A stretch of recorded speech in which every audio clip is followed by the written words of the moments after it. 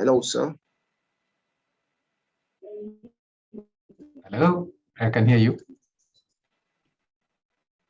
All right. Yeah. So So much, sir. it's my pleasure to introduce the country rep for FAO, Mr. Fred Kafeero. First, I would like to really thank you for honoring this invitation at such a short notice. It's a real pleasure to have you here with us, and we're truly grateful to have you join us and share your wisdom, your knowledge, your expertise in helping the youth. I like to think all of us on this session are all youths. You know, you're a youth until you're 100 years old. So, so I really thank you very much, sir, and I'll leave the floor open for you to share your wisdom with us. Thank you, sir.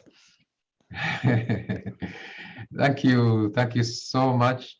I really want also to appreciate very much the opportunity to engage with you, however short a time it will be, but I think that it's always interesting, you know, to hear young people talk. I really enjoyed very much Davina. I think she was called Davina. Her presentation was fantastic, spot on. You could see we have a champion with regard to food systems in the making, and I wish that many people can hear what she has said so that they get inspired to also, you know, work the way she is thinking. This is indeed a dream, and I like your name, Do the Dream. I think this is exactly what we are talking about. You have your dream, but do that dream, and by doing it, you become an inspiration to so many others. So anyway, I want to interact with you briefly on the issues of the food systems, which is largely the theme for this year. It's a very important topic. It also coincides very well with the UN Food Systems Summit, which will be held only next month. So it comes in very timely. I don't know whether you hear me, but I get a bit of feedback. So I just want to be sure. Hear you. We can hear you loud and clear, sir. Ah, you can hear me. Okay. Yes, sir. So maybe at the beginning, let me just say at the outset what food systems encompass. Food systems are broad and wide, and they encompass all the activities that we do with regard to obtaining food, and all the people who are involved in producing or in processing or distributing the food or preparing that food, you know, for us to eat, and what we eat. I think Davina mentioned a lot about healthy feeding, but also how all these wastes are disposed. So it's quite a very comprehensive, you know, set of issues that we're talking about here. It's not just a one issue. Quite often people think we're just talking about production only, but we're actually talking about a range of things when we talk about food systems and how these interact with each other. So as such, they touch all aspects of human life. And for your information also, so that was one about the food systems and what it is. But since the beginning of this year, this country has been involved in holding discussions, what we call dialogues on food systems. And I know that many young men and women participated actively in these dialogues. And I imagine some of you may have been part of this. In the dialogues, it was very clear that this country has got a lot of challenges. Some of them are old challenges, some of them are emerging challenges. But we all know that we are faced globally with the situation of climate change, including in this country. Climate change is real. You can see that we have lots of flooding. We have drought conditions that persist in quite a number of states. We have semi-arid and arid conditions near the Sahara Desert up north. These situations impact on everybody. The link has been sent. You don't hear me? I sent to you. Yes. We can hear you, sir. Please, everyone, if you're not talking, kindly go on mute so there's no interference. Thank you so much. Yeah, okay. Yeah, so I was talking about those challenges that still persist, and the challenge of food insecurity. Of course, we have quite a number of people in this country who still cannot afford to eat 2 meals a day, if they afford to eat a meal at all. So food insecurity is still high. Malnutrition is still a big problem in this country. And because of those challenges, of course, now we have the COVID situation that also added on to these challenges. So that's why this year was dedicated to the food systems. You know, to look at the food systems that we have in every country has been having these dialogues. So it wasn't only in Nigeria, but these discussions have been everywhere. And in Nigeria, it was confirmed that the current food systems that we have are unsustainable, and they are unstable, and they do not provide equity for young people particularly, but also for women. And we know these are the largest groups of food system stakeholders that exist. So the question is, why is it so? Especially when we talk about young people. You know, there are statistics that came from the World Bank some couple of years ago, showing that over 75% of young people 15 to 24 years old actually have high literacy rates. In other words, they are able to read and write. Over 75% of the young people in that age bracket. So the expectation that everybody has out there is that young people have the ability to access knowledge because they're able to read and to write, and they are able to use technological resources to apply digital innovation, especially in this era of digitization. I mean, everything now is digital. Even now we are talking on Zoom. It's because of the digital power that the world is now experiencing. So you are able to apply these skills and knowledge with regard to digital innovation. But this is not the case, unfortunately. And whenever I talk to young people, like I'm now doing, not only here in Nigeria, but also in other countries where I have been, all of them cry the same thing. We do not have employment. We do not have opportunities where we can actually make our ideas to flourish, largely because some of these ideas, of course, require money, but sometimes these ideas require nurturing and mentoring, but we don't have those opportunities. And therefore, we cannot make a meaningful contribution to changing the society, especially if we're talking about transforming food systems, like the theme of this particular International Day of Young People. So I always ask them also whether they see opportunities, besides crying about the other things, whether they also see an opportunities, especially those big opportunities that are provided by agricultural food systems, especially if you talk about agriculture being central. But the problem, many of them still view agriculture as, a burdensome. You have to use a hoe. You have to go out there and toil in the sun. Then at the end of the day, your crops get eaten by diseases and pests, and you cannot yield anything. So they see it as a labor-intensive kind of activity. And for that matter, then they don't get interested in agriculture. And tell you what, that's far from the truth, because in this 21st century, especially, like I said, with your enlightened young generation, you need to see the business angle.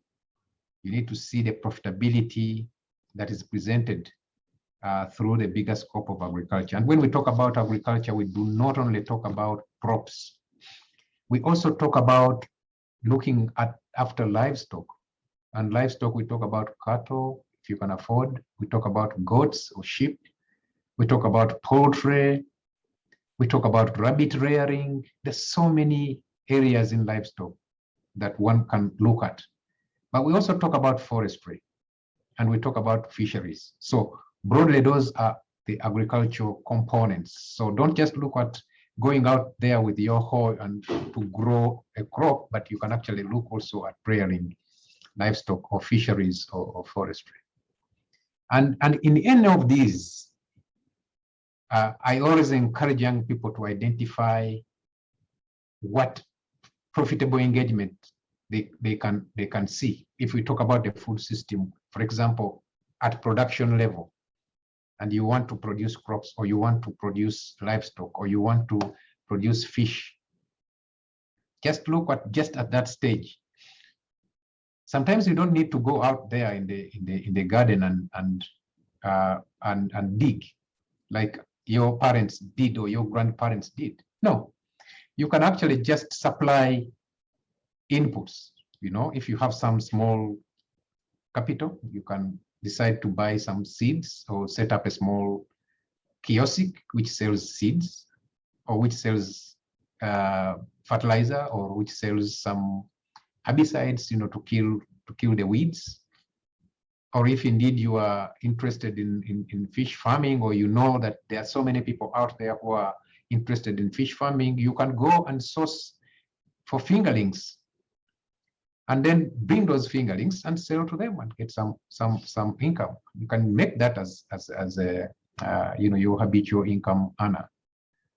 Or in some cases, those who have really had a bit of training, and I know quite a number of young people who are now involved in what we call artificial insemination. So they go out there, they have a bit of kits which they use as a kind of refrigeration to carry semen which can be taken. So there's so many opportunities in agriculture at supply level. So you're just supplying. In some cases, young people, because of their prowess in technology, they are able to even tell or tap into websites of weather stations, and they are able to use that information to advise their parents or their farmers within their areas that, oh, this time around we are going to have a lot of rain. Maybe it's not the right time for you to plant, or this time we are going to have a lot of dry season, because that information is there. If you go to the weather stations, that information is there. But how that information is translated to an ordinary farmer is a problem, and you can use that as an entry point for you. Now, I hammer a lot around digital services because I know that even the young people, many of them have, you know, phones and phones that have lots of capabilities to do things. That's why it's very important that you also take advantage of these phones, not only use them for WhatsApp and calling, but you can actually open up applications that can help you to do things, including online deliveries or information sharing or things like that that can be really transformative to our food systems. Now, those who are interested, of course, in aquaculture, that I tell them a lot. Those who are interested in mushroom growing, you don't need to do a lot actually with mushroom growing. All you require is a room that is dark enough and some spores and you know, substrate on which the spores grow. And here, within a short time, you have mushrooms. How many people require mushrooms for nutrition? So many, but they don't see them. But they can be grown. You can even grow them at the back of your house, you know? So there's so many opportunities, and I don't want to go into that, but at production level, yes, there are those opportunities. But for those who are able and capable, we also think that you can enter into the processing stage. As I said, the food systems cut across a range of things. You can be at production, you can be also at processing, and at processing, or you need a very simple cottage level equipment to add value to anything that you can be able to get hold of. It adds value, it adds shelf life to products. And in that way, we don't lose those products. So many products, especially the perishables like fruits and vegetables, those get bad very quickly. But you can have very simple technologies that help you to process them or to actually pack them in such a way that they can stay longer. And then you market them at an appropriate time. In other words, you only go to the farm to collect those products from different farmers who grow them, and your job is just to add value and make money. You can also decide to distribute products, those products that have been produced by others. In some cases, if you have a very supportive parent, like a parent I saw, Davina here, all you need to do is to set up a kind of chain. If there is some bit of capital, maybe a motorcycle that can be able to distribute these products to different people, and here you are, you can be able to make some money. So I'm going back to that issue of we are unemployed, and telling you that actually in agriculture you have a lot of opportunities to get employed at different stages of the food systems. You can add some more skills. Maybe you were trained in something else, but you can go and get a short-term training and become, say, a nutrition educator. Because as the economy grows, more and more people consume unhealthy food. I think Davina mentioned this quite a lot. Many more people are consuming unhealthy food, and that's why you see the cases of people becoming fatter, and we call it obesity, is increasing quite a lot, especially in urban areas. But also in urban areas, many people are getting what we call non-communicable diseases. If you talk about heart diseases, you talk about diabetes, sugar. These come a lot from what you eat. If what you eat is unhealthy, or you eat it in such a way that you overdose yourself, then you will need advice on healthy diets. And people are willing to pay for these kinds of services. So all you need to do is just to add an extra skill, get into nutrition, education, and use that knowledge to educate others and ensure that you contribute to healthy diets in this world, so that malnutrition can reduce. All these are business opportunities around agriculture and food system. So for me, the most important thing, therefore, if you are to be an inspiration for others, is first and foremost, have the passion, as Davina says, very important. You have to love what you're doing. And then when you love it, you can get additional skills. In addition to ICT skills, you can also get entrepreneurial skills, because here you are able actually to generate and create your own business. Yeah, and mark you that opportunities come to those who are organized. So you need to get organized, to work as a collective in groups. If you have others who have similar passion like you, get together. It's very difficult to work alone. But if you work together, you can be able to lobby for financing opportunities from wherever they are. And in this country, I realize there are quite a lot of opportunities for financing, whether it's from the central banks schemes that they have, whether it's from interested donors. You can be able to lobby for this if you are organized and form groups. You can be able to access equipment, capital to access this equipment. But you can also be easily trained, because it's very difficult to go on training individuals. But if you're all together, you just get one training and increase your skill set. Then you can negotiate for markets, you can create jobs for others. This is the way you need to do, but you can invest in yourself in terms of skills and knowledge in order for you to be able to capitalize on some of the opportunities that you need to do. Now, something else that I keep talking to young people is also about the need to take into consideration the sustainability of all that you do. Very important. Now, some of us inherited a world that was smarter, that was cleaner, less polluted. And here we are in our generation, there's a lot of pollution, there's a lot of environmental degradation. We've cut down all the forests, the soils are unproductive. The fish that used to be in lakes and seas is now reducing. And the lands is becoming very unproductive. You see, why? Because we have misused the environment that was handed over to us by our parents and grandparents. We don't like that to happen to you as well. So you need to take into consideration for all that you do, the sustainability of the environment that you hand over to the generations that will follow you. That's very important. And you can play a key role in advancing the food systems in Nigeria if you really consider these aspects of sustainability, profitability, and definitely the social aspects that food systems play in our lives. So you should avail yourselves to support the much needed transformation. And I'm glad that I can be able to talk to you directly about this. I'm sure that you will talk the same message to many others about this. But let us all be mindful that there is need to support young people in whatever way, in mentoring them, in connecting them, in providing them training and skills and all aspects, because this is the generation that is really taking us forward as we go along. At FAO, we are committed to this continuous mentoring and support for young people. We do that, of course, through much of our field level programs that we have.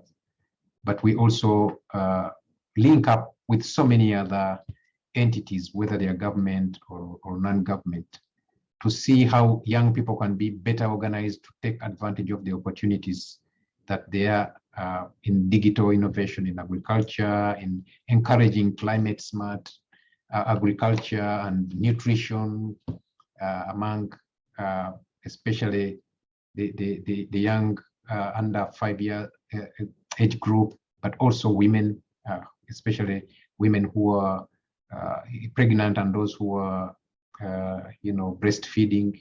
This is very important for nutrition. These are the kinds of things we do, and we engage young people to be able to pass on these messages, whether in schools or whether in their organized groups. We do this.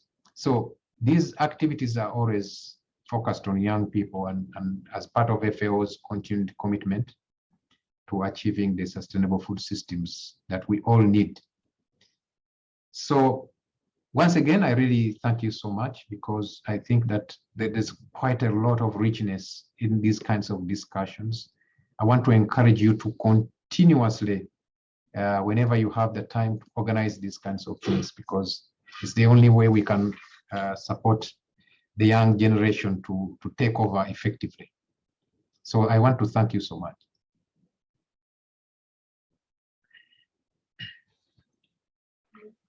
Thank you so much. What a magnificent presentation from the representative of FAO, Mr. Fred Kafeero. Brilliant presentation. Thank you so much. Thank you for that wonderful opportunity. Mr. Ronald, can't you see the way Big Daddy was just giving us those beautiful opportunities to leverage on? What can you say about that, sir? Over to you, Mr. Ronald. Thank you so much, Taya, and thank you so much, sir. I was just taking notes and notes and notes. There's so much wonderful golden nuggets here. I mean, one of the things that there was a particular word you used that struck a chord with me, and that's opportunity comes to those who are prepared. And that really touches so many points, because everything you are saying, is all centers around that opportunity. The youths are complaining that there's no job out there, and maybe there isn't enough jobs, but then you've also recreated, your presentation in a way that allows them to open up their eyes to see that, however, there's actually a lot of opportunity, especially in the agricultural space. And maybe the youths are not looking in that direction because they are still thinking of agriculture from an old perspective, where they use the crude methods of using the hoe and all of these things. But the world has moved forward. A lot of technology has come into place to allow an opportunity for the youth to be able to take advantage of what happens now, to look at agriculture from a different perspective, to look at innovating agriculture using their mobile phones as opportunity, looking at the supply chain for livestock and feeding, looking at not just growing crops, but looking at agriculture in the wider sense, from livestock to crops to fisheries to it's so much that you put out there for us, and it's like boom, a light bulb moment, that this is actually unique. There's actually a whole industry that we're not looking at or taking advantage of. And if we, the youths, are able to focus our minds on this space, we might actually be able to not just create jobs for ourselves, but put food on the table for ourselves, put food on the table for, you know, our country, and create a more sustainable environment for the future generation. Thank you so much, sir. That's really, really powerful and wonderful. I appreciate it, sir. Thank you so much, Mr. Arumere, for that brilliant one. You know, Mr. Tunde Elesin is actually is here also. You know, Director Mr. Fred once he said he saw we must be able to create opportunities, and he loved the way the elections are creating opportunities for the next generation, which is actually one of the key visions of the Dream, that we help youth to find their voice and create a platform for the voices to be amplified. Actually, this organization is going to be 15 years next year. And Director Mr. Fred actually point out that at that point that the youth saw something awesome that will love a lot of parents to actually embrace. What can you say about that thing that the director? So what advantage, what do you have for parents before we go into the next session, so that parents can actually see the more opportunities in agriculture, in inspiring their words to go about? Over to you, Mr. Romero.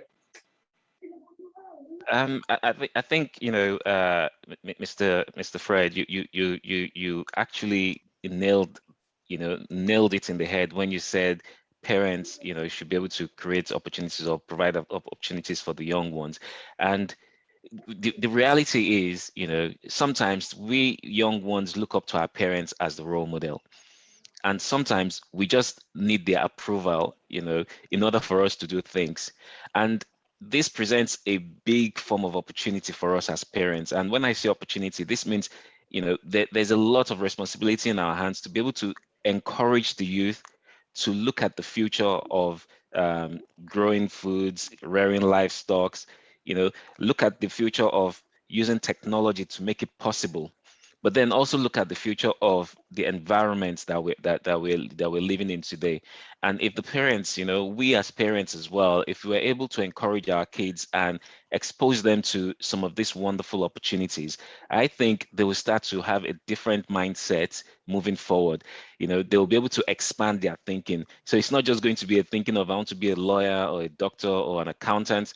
It's now I want to be, you know, an agriculturist. I want to be a fish farmer. I want to be a cattle, you know, rearer. I want to be a fruit producer. I want to grow mushrooms, you know, and so many other opportunities like that. But what I'm getting at is, with the parents being, you know, with the parents being in the position to encourage the kids, you know, they'll start to allow them to, you know, see the opportunities that are out there and not restrict themselves to just a very small area of working. You know, make them know that there are lots of areas that they can focus on, and food is one of that area. Thank you.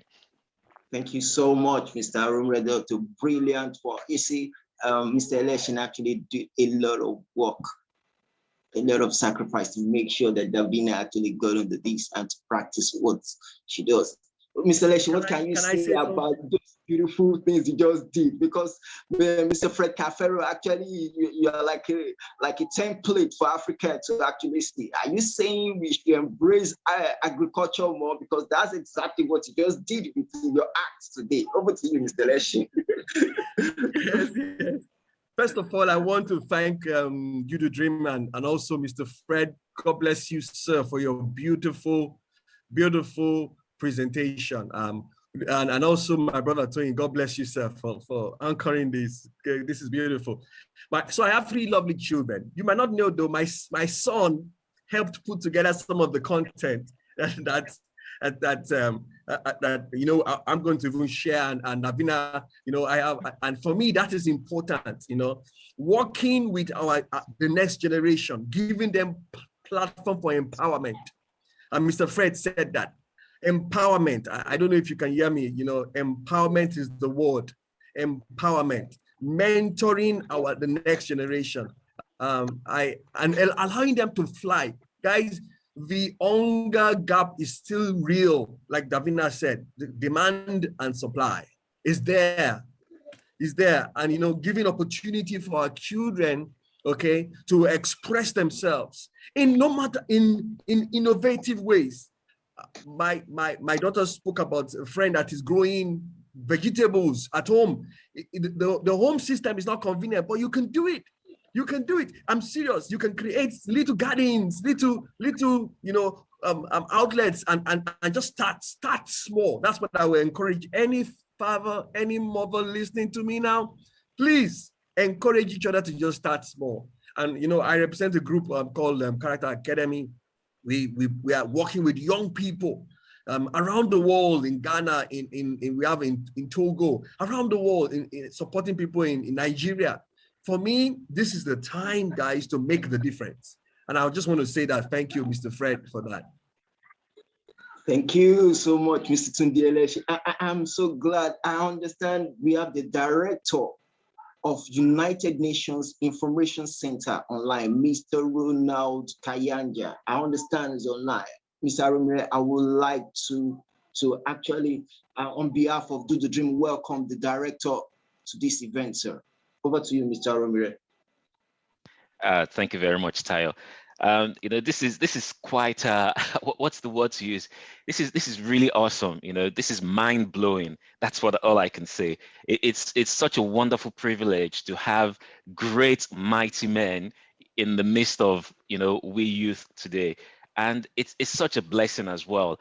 I'm really pleased, and I'm really excited and happy to have the director of United Nations Information. Sorry, I lose my tongue because I'm so excited. My brain is just flying all around. But it's so exciting to have you here with us. I must say, welcome, sir. Welcome, and thank you so much for honoring this wonderful event. We appreciate you, sir. We truly appreciate you. Thank you very much, sir. Mr. Ronald Kayanja, if you can hear me, sir, we'd just like to say hi to you before we proceed in the program and have your session, sir. Okay, I guess as moving is actually, I guess it's still busy. Okay, I just got an information is here already, and it's still here. Also, ladies and gentlemen, yes, I'm here. I'm here. I can hear you, and I just want to congratulate you and wish everybody a happy International Youth Day. Thank you very much. Thank you so much, Director. You've been doing wonderful work here in Africa. Thank you so much. Thank you so much. Thank you so much. Thank you so much. I have a wonderful presentation from Nelson Iza. But before Nelson comes online, we'd like to have a question Q&A with Mr. Fred, so that he can actually, because they have a wonderful engagement as well. Over to you, Mr. Aromire, for the first question and answer.